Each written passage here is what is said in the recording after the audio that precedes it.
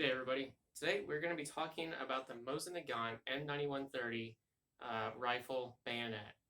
This is an interesting bayonet. It's different than your conventional armies of World War II that were not using a socket bayonet. Now, when I say socket, this is not like your traditional, on the rifle, rotate, and have a link that goes over it to lock it in place, like a locking lug. This had a stud in it that locked it in place. As you can see here, it is spring-loaded.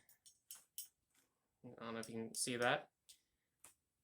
So this fit over the barrel like your traditional 18th century bayonets, versus like the knife bayonets that the United States, Germany, and all the other countries were using at that time.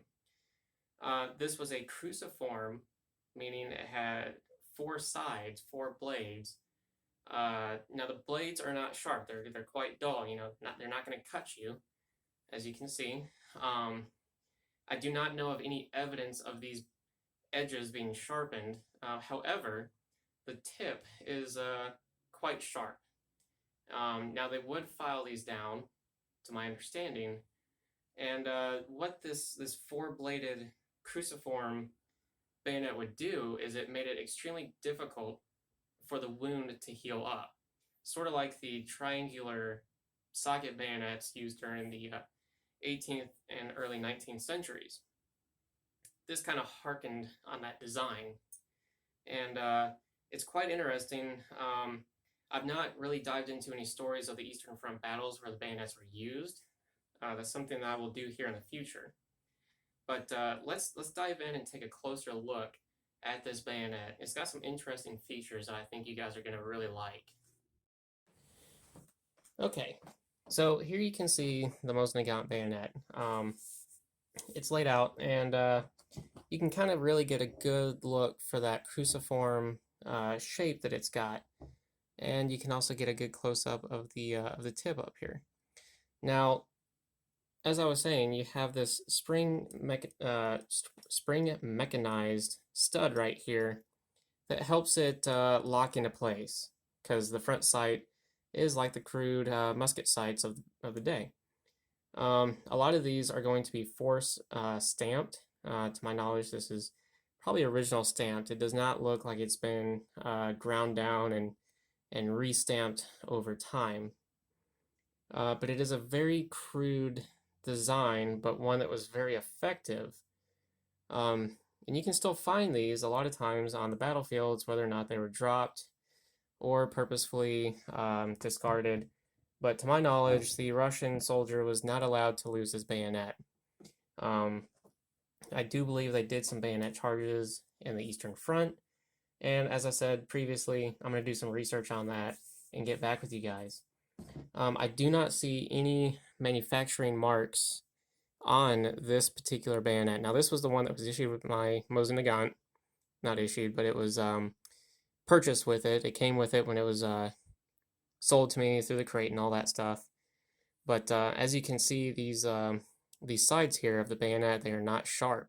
And I don't think they were really ever designed to be sharpened. It was just a way to make the wound open up a lot more and be more difficult to heal up. Now, what I want to show you is I want to show you how it actually attaches to the rifle. It may seem silly, but a lot of people don't know how to properly do this.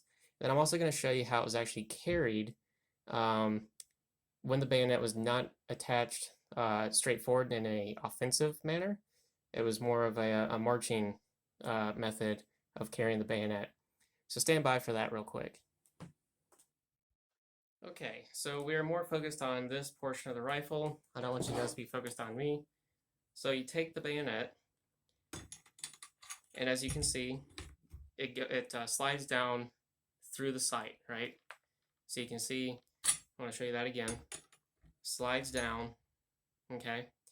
Now, a lot of times you have to put some pressure on the bayonet itself because, right, you have this spring-loaded locking mechanism, locking stud, sorry, technical term. And so you're going to push down, and then you're going to rotate clockwise, and that locking stud is going to actually lock in place next to the front sight. Now, It's interesting.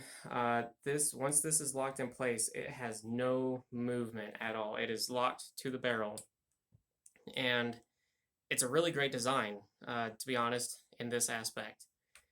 To remove, so I want you guys to see that it is completely locked. That bayonet is not moving at all.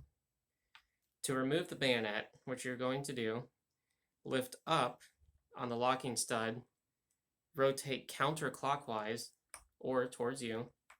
Okay, so now we are flush. The bayonet is flush with the front sight hood, and you simply move it up, lift up. Okay, so let me show you that again.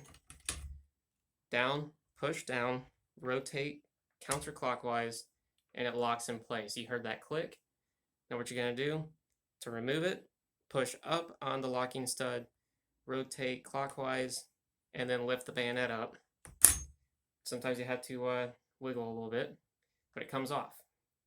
Now, to march with it in a non-offensive style, because you don't want your bayonet sticking everybody, a lot of them would simply put the bayonet on the barrel like that, and they would lace the bayonet through the dog collar of their sling. I've seen this in a number of photos. I've seen it with a number of Polish soldiers that would do this, who were using the Mosin Nagant. It's real easy to take it off, put it in place, and then go into action. All right, all my history buffs, I believe that gives you a pretty good, thorough, and an interesting overview of the Mosin Nagant bayonet, how it was employed, how it was used on the rifle, and I also think it gives you a pretty neat understanding of the utilitarian purpose of it and how this design, although different than the knife bayonet or sword bayonet that was being used by the Allied nations, or actually most of the other nations during World War II, it gives a unique knowledge spectrum on how this bayonet could inflict more severe wounds on the enemy. And I hope you guys gained something from this video. If you have not done so, go ahead and subscribe to the channel. Check me out on Instagram at MadrosArsenal_official.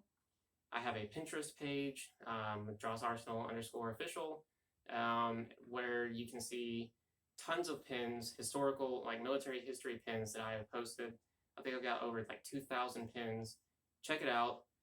You can binge look at tons of historical photos. A lot of them are colorized. I'm also on Reddit.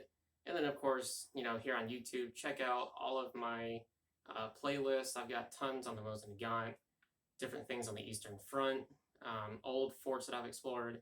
So check it out. Hope you guys enjoy it. Also, hit the little bell icon on YouTube so that you can get notified of future videos that I post.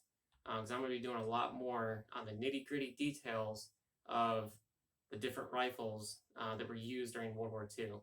So after I get done with the Mosin Nagant, I think I'm going to move into either the 1903 Springfield or the Lee Enfield series. So let me know in the comments below what you want to see next, and I will do my best to accommodate it. Thanks for watching, and I will see you guys in the next video.